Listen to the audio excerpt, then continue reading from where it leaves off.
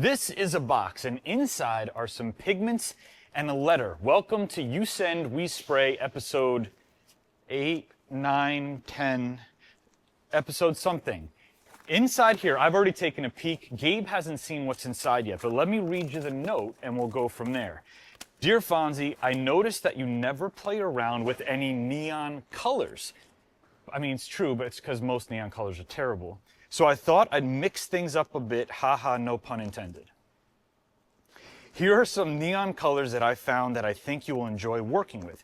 Please spray them and have some fun experimenting. I can't wait to see what you come up with.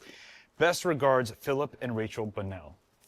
Thank you, Philip and Rachel. So what they sent is 3 very bright neon powdered pigments.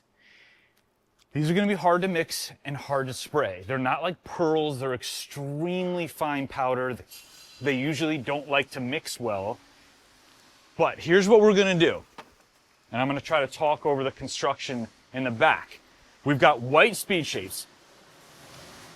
Because if you try to use these over any other base than white, you're going to have a bad time. So white speed shapes. And I think what we're going to do is I want to put pearls on top. I don't want to just spray them out and leave them. Okay. So I'm thinking two samples of each with a different interference pearl on top, and then we leave the front so that you can see the before and after. Right? Yeah. Good track? Interference is the way to go. We got a pink, we've got an orange, and this is what, a yellow or green? Yeah. Okay. So we've got some work ahead of us. I don't know what pearls we're going to use yet, but you guys will see soon. I'm excited to test them. Any expectations? No, I don't know what to expect out of this. Yeah, we usually get a little bit nervous when we work with neon pigments, but anyway, we're going to get started. Let's go.